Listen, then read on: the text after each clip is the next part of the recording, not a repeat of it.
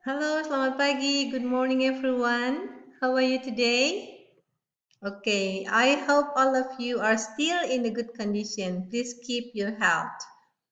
Oke, anak-anak, hari ini kita akan membahas topik yang baru, yaitu tentang report text. Tapi sebelum kita mulai dengan report text, I would like to remind you about what we have already studied last week. It was about present tense. Do you still remember? Okay, my question is, what is the relationship between report text and present tense? Oke, apa hubungannya antara present tense dengan report text? Hubungannya sangat erat, yaitu kalau kalian ingin bisa membuat atau menulis sebuah report text dengan baik, kalian harus bisa menulis dalam present tense. Jadi harus bisa menggunakan present tense sebelum bisa membuat report text, karena report text itu hampir semua kalimatnya menggunakan present tense. Jadi itu hubungannya, jadi harus diingat-ingat kembali tentang present tense yang kemarin ya. Oke, let's start with the report text, guys. Oke, anak-anak, ada 3 hal yang akan kita pelajari dalam report text sebagai tujuan pembelajaran kita hari ini. Itu yang pertama adalah tentang tujuan dari report text itu apa. Jadi kita harus tahu tujuannya, kemudian strukturnya seperti apa, strukturnya untuk mempermudah menulis. Kemudian yang terakhir adalah language feature.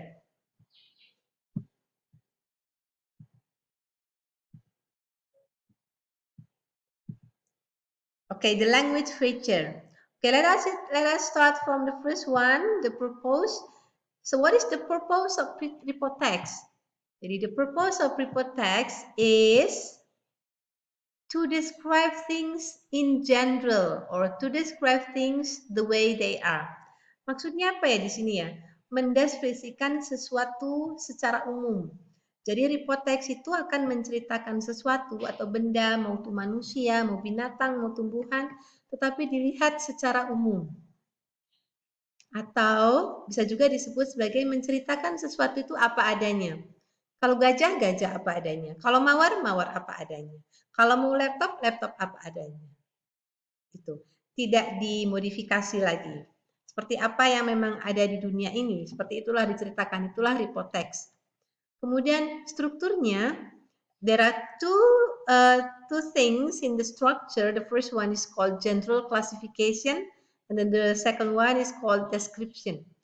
On general classification, we are going to talk about the classification of the thing that we are going to be the report text.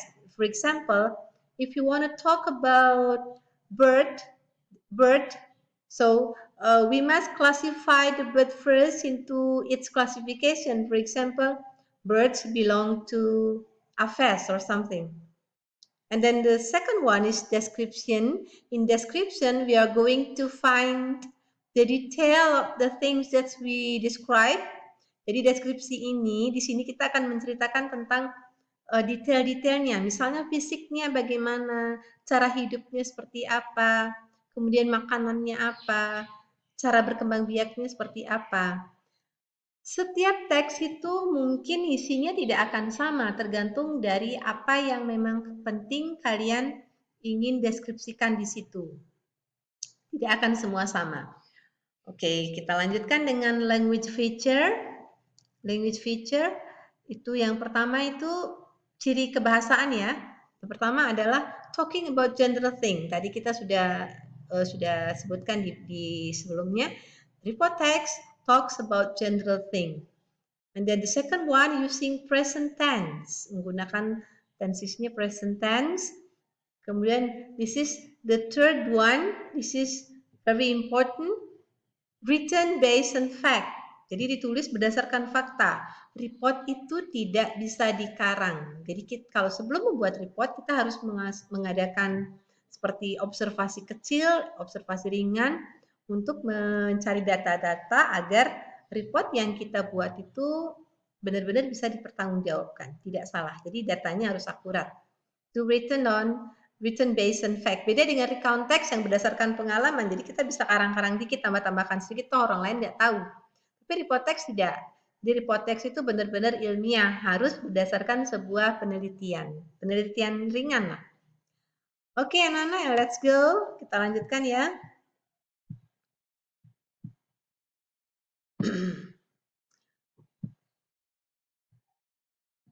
Okay, anak-anak, I have already told you that on the first grade, the 7th grade, on the second semester, we have already talked about descriptive text. Report and descriptive they have a very similar characteristic because both of them describe about something, tapi bedanya ada, jelas sekali bedanya, nanti kita bisa lihat di sini ya. So we have report and descriptive here. So we see from the topic, on report text, we talk about general thing, and then on descriptive text, we talk about specific thing. Jadi ini menceritakan sesuatu yang umum, kalau ini spesifik. Kemudian pada strukturnya, kalau report text, we talk about general classification, the name is general classification, and then here with identification, ini pengenalan topik apa yang akan kita bicarakan. Kemudian deskripsinya sama, ada deskripsi, itu ada fisiknya mungkin atau sifat-sifatnya, jadi terserah kalian menulis apa. Kemudian Ibu kasihkan satu contoh ya, dari judul aja kita sudah tahu bahwa report and descriptive are two different texts. On report text, maybe the example is dog. On the descriptive text, the example is my dog. Beda kan? Dog is something general. Dog in general. Dog in the world. But my dog is dog that we have at home. Jadi ada satu dog, kita fokus membicarakan dog yang kita punya di rumah. Kalau ini tentang dog yang ada di dunia. Itu bedanya. Oke, paham anak-anak? Nanti sambil jalan kita harus pahami ya. Okay, now let us see the example of report text. I take one example. It is called COVID-19 disease. Ini yang sedang ngetrend ya. Now, on general classification, this is the general classification. COVID-19 or coronavirus diseases 2019 is an infectious disease caused by a new virus called SARS-CoV-2. Nah, ini dijelaskan bahwa COVID-19 itu adalah sebuah penyakit yang disebabkan oleh virus yang disebut dengan SARS-CoV-2. Jadi ini adalah general classification-nya. Nanti akan berbeda-beda anak-anak general classification untuk satu judul dengan judul lain. Kalau elephant mungkin general classification-nya mungkin seperti ini ya. Elephants belong to mammal. Itu misalnya. Terus dijelaskan mammal itu seperti apa. Tuh, anak-anak. Kemudian di sini ada tambahan, informasi tambahan. This disease first identified in Wuhan, China in the end of 2019. Ini adalah informasi tambahan, masih tetap tempatnya di general classification. Oke, bisa dipahami, kita lanjutkan. Oke, kita mulai dengan deskripsinya. Ini sebenarnya nggak harus ada judul ya, nggak harus ada judul, tapi Ibu ingin menekan bahwa ini adalah deskripsinya. Yang mungkin penting bagi pengarang itu adalah symptoms-nya atau gejalanya. Jadi inilah yang dia masukkan ke deskripsi. Yang pertama, this disease attacks respiratory system. COVID-19 also makes people who get infected experience several symptoms. Jadi di sini yang dibicarakan adalah gejala-gejalanya.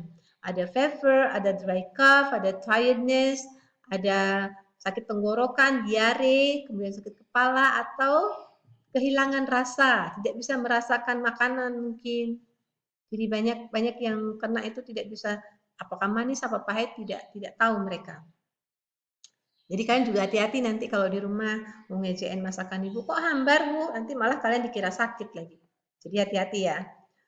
Oke, nah itu tentang symptoms-nya. Nah, ini juga ada informasi tambahan seperti ini. People who has mild to moderate illness usually can recover without hospitalization. Jadi katanya kalau memang gejalanya itu masih ringan, itu tidak perlu dibawa ke rumah sakit, tidak perlu dirawat. Jadi cukup dirawat di rumah dengan makanan, dengan menjaga kesehatan, mungkin olahraga juga bisa sembuh katanya. Kemudian kalau misalnya meanwhile those who experience serious symptoms have to seek medical attention. Kalau memang sudah parah ya memang harus mendapatkan perawatan intensif.